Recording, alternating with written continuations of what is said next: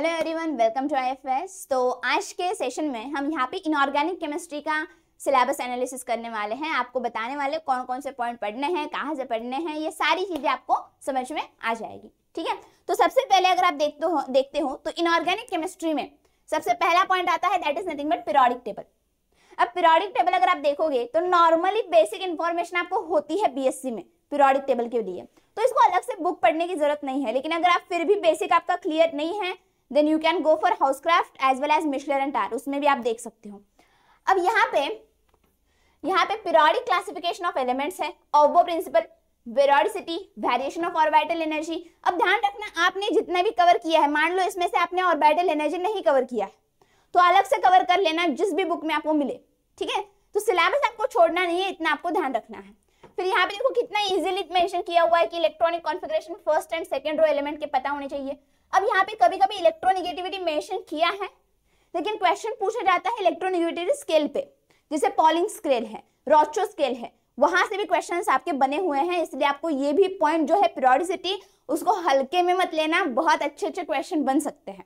ठीक है, इसके बाद आता है ये पार्ट। अब इसमें मुझे पता है बहुत सारे लोग इसको इग्नोर कर लेते हैं, बहुत सारे लोग इसको इग्नोर कर लेते हैं, बोलते हैं हमें पढ़ना ही नहीं है। लेकिन ध्यान रखना ये भी इंपॉर्टेंट है, एक्सट्रैक्शन ऑफ मेटल। और ये 12th एनसीईआरटी 12th से भी हो जाएगा। देखो, general method, isolation, purification principle and Ellingham diagram, जहां से आपको रिड्यूसिंग एजेंट दिखते हो, कार्बन डाइऑक्साइड है या कार्बन मोनोऑक्साइड है। तो ये वाला पार्ट आपका क्लास 12th के जो आपका मेटालर्जी पार्ट है उसमें से हो जाएगा, बस पढ़ लेना एक बार।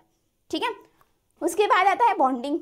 अब ये इंपॉर्टेंट है, ये वाला जो पॉइंट है इंपॉर्टेंट है, क्योंकि इसमें बहुत अलग अलग क्वेश्चंस बन सकते हैं। पहले आयोनिक बॉन्डिंग दिया हुआ है। अब यहाँ पे देखोगे, मैं आपको बता देती हूँ, वो पॉइंट्स आपको मिस करने ही नहीं है। अब ये तो पॉइंट आप पढ़ लेते हो, मुझे पता है, ionic bonding, packing, radius ratio rule and bond length equation, बॉन्ड Haber cycle, Madelung constant, solvation energy, ये सारा आप पढ़ लेते हो सॉलिड स्टेट में। ठीक है, ये सारा आप सॉलिड स्टेट में कवर करते हो, लेकिन यहाँ पे भूल जाते हो, यहाँ पे ये भूल जाते हो। और ये जनरली हम कवर नहीं करते, लेकिन सिलेबस में मेंशन है, फिर भी हम कवर नहीं करते। डेफिनेटली क्वेश्चन बनेगा तो आप बोल ही नहीं सकते आउट ऑफ सिलेबस है। ठीक है, तो ये वाला पार्ट एक आपको करना है। और एक चीज मैं आपको बता देती हूँ, मेडलम कांस्टेंट भी आपको डिटेल में करना है। ठीक है, मेडलम कांस्टेंट आपको पता है कि हाँ, हेलियम, नियॉन, अर्गॉन, क्रिप्टॉन, इस तरह से आप देखोगे तो मेडलम कांस्टेंट 579 ऐसे बनता है। लेकिन ये आपको डिटेल में पढ़ना पड़ेगा कि इसका फिजिकल सिग्निफिकेंस क्या है।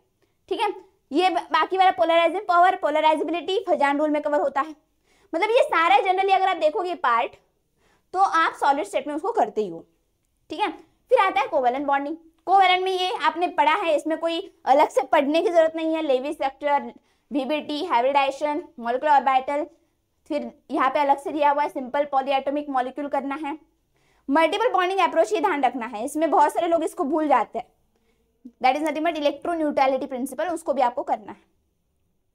फिर यहाँ पे देखो हाँ ये देखो, ये इसमें बहुत सारे लोग भूल जाते हैं, उसको देखते ही नहीं है। और यहाँ से क्वेश्चन बनता है, भाई कौन से मॉलिक्यूल में ये होगा, कौन सा आपका स्ट्रांग होगा, कौन सा वीक होगा, कहाँ पे गया, और एक कहाँ पे गया, ये रहा, ये सारा हाइड्रोजन बॉन्डिंग के साथ लेके। ठीक है, और इसका इफेक्ट ये बहुत सारे लोग नहीं पढ़ते हैं। तो जो सिलेबस में दिया है उसके नोट्स आप अच्छे से बनाओ, सिलेबस पढ़ के फिर आप बाकी एक्स्ट्रा में पढ़ सकते हो, लेकिन सिलेबस आपको भूलना नहीं है। फिर यहाँ पे देखोगे ये भी आप कुछ अलग है, ये नॉर्मली हम नहीं पढ़ते हैं, ये भी पढ़ लेना। ठीक है, डायपोल मोमेंट ठीक है पढ़ लेते हैं, मॉलिक्यूलर पोलराइजेबिलिटी आपका हो जाता है रमन स्पेक्ट्रोस्कोपी में, VSEPR थ्योरी तो है ही इंपॉर्टेंट, दैट्स इट। हाँ, ये एक पार्ट आयोनिक सॉलिड बहुत सारे लोग नहीं पढ़ते हैं, ध्यान रखना, उसको पढ़ना पड़ेगा। इसके आगे आओगे तो फिर आता है सबसे बहुत, मुझे पता नहीं आप लोगों को कैसा लगता है, मेन ग्रुप बहुत वास्ट है, बहुत वास्ट। मतलब ये सर पी ब्लॉक देखने बैठोगे बहुत सारे एलिमेंट्स आपको मिल जाएंगे, मतलब आप कौन कौन से एलिमेंट पे फोकस करोगे। तो इसीलिए I will suggest you one thing कि मेन ग्रुप आपको एटलीस्ट जो सिलेबस में दिया उतना तो पढ़ना ही है, एक्स्ट्रा में मत पढ़ो। आई विल से मत पढ़ो, क्यों? क्योंकि मेन ग्रुप से कहाँ से भी क्वेश्चन बन सकता है, और उस एक दो क्वेश्चन के लिए आप एसपी ब्लॉक के सारे एलिमेंट्स पढ़ नहीं सकते।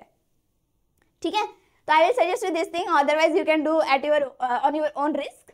अब यहाँ पे सारा पॉइंट दिया है, इसमें कोई भी पॉइंट छूटना नहीं चाहिए, जैसे डायबोरेन हो, अमोनिया हो, सिलेन हो, फॉस्फाइन हो, फिर oxy acids of phosphorus, sulphur, chlorine, allotrope, ये सारे पॉइंट्स आपको करने हैं, क्योंकि ये उन्होंने स्पेसिफिकली मेंशन किए हैं यहाँ से कोई क्वेश्चन बनेगा तो आप नहीं बोल सकते आउट ऑफ सिलेबस है, क्योंकि ये मेंशन किया हुआ है। ठीक है, ये वाला पॉइंट भी आपको करना है, यहाँ से एमएसक्यू क्वेश्चन पूछा जाता है। अब आता है डी ब्लॉक का। अब बस डी ब्लॉक दिया जाता है, लेकिन पूरा उसमें आप देखोगे कोऑर्डिनेशन भर जाता है। लेकिन इसमें ध्यान रखना, बहुत सारे लोग इसको मिस करते हैं, ये वाला पॉइंट आपको अलग से पढ़ना पड़ेगा। और ये कहाँ से पढ़ोगे? क्लास 11th या 12th का आपका डी ब्लॉक वाला चैप्टर मिल जाएगा, मुझे लगता है 11th में है।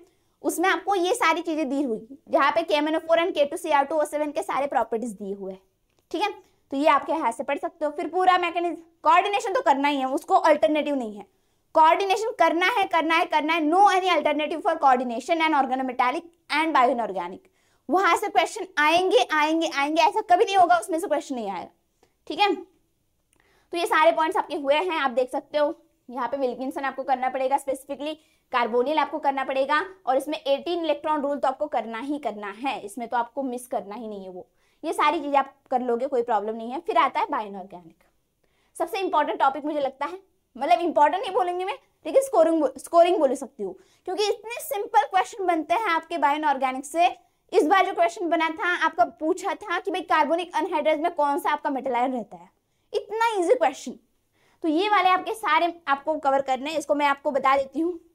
आप कोऑर्डिनेशन के लिए अजय कुमार की बुक लिख सकते हो, organometallic as well as bio inorganic के लिए भी अजय कुमार की बुक है, PDF आप डाउनलोड कर सकते हो।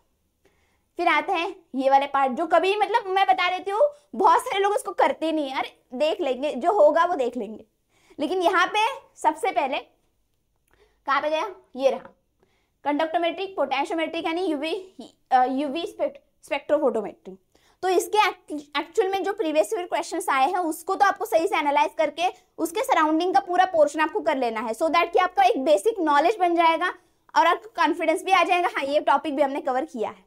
ठीक है, बहुत सारे लोग इस टॉपिक को कवर नहीं करते हैं, आई विल सजेस्ट यू कि सारा सिलेबस होने के बाद इसको देख लेना। फिर आता है एनालिटिकल। अब इसमें एक्चुअल में अगर आप देखोगे तो ये बहुत इंटरेस्टिंग है, लेकिन कभी हमने प्रैक्टिकल नहीं किया होता है BSc में, बस पास वाले का जो रिजल्ट आता है छाप लो, हो गया, प्रैक्टिकल खत्म। ठीक है, अगर प्रैक्टिकल आप सही से करोगे BSc में, तो ये आपको टॉपिक बहुत इंटरेस्टिंग लगेगा, जहाँ पे क्वालिटेटिव क्वांटिटेटिव एनालिसिस हो, एसिड बेस, ये सारे पॉइंट्स आपको कवर करने हैं। एटलीस्ट जो सिलेबस में मेंशन किया है वो तो करना, और रेडियो एक्टिविटी तो अलग से कर लेना। ठीक है, तो यही सारे पॉइंट्स हैं जो मैं आपको इनऑर्गेनिक केमिस्ट्री के डिटेल एनालिसिस में बता रही हूँ। So that's all for today, thank you everyone, happy learning.